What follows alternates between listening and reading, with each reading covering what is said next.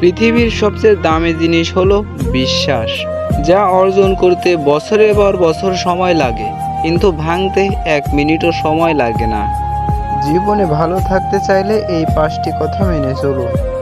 1. অতিরিক্ত মায়া ত্যাগ করুন। 2. টাকা ইনকাম করতে শিখুন। 3. নিজেকে ভালোবাসো। 4. কারো প্রতি অতিরিক্ত আশা করা ছেড়ে দিন। 5. নিজেকে সময় দিন। সময়টা তাকে দিও যে তোমার সময়ের মূল্য বোঝে। সম্পর্কটা তার সাথে রাখো যে তোমার গুরুত্ব বোঝে।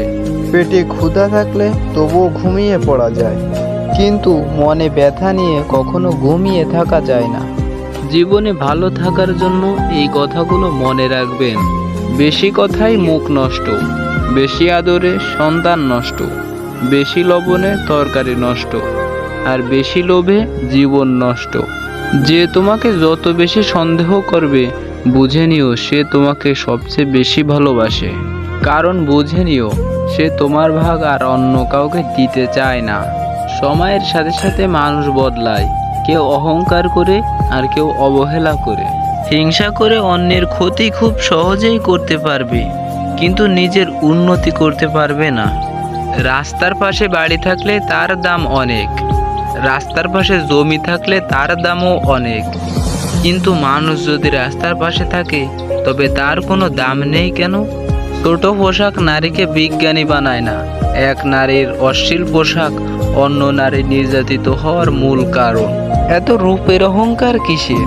তুমি মরে গেলে তো তোমার আত্মীয়রাও তোমাকে স্পর্শ করেছে বলে বাড়িতে এসে গোসল করবে। 4টি বিষয়ে কখনো লজ্জা পাবেন না। 1. পুরনো পোশাক। 2. দরিদ্র বন্ধু। 3. বৃদ্ধ বাবা মা। 4.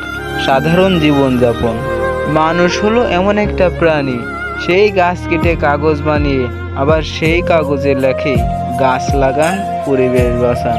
এই 6টি জিনিস মানুষের ত্যাগ করা উচিত: মিথ্যা, হিংসা, লোভ, প্রতারণা, গীবত, অহংকার।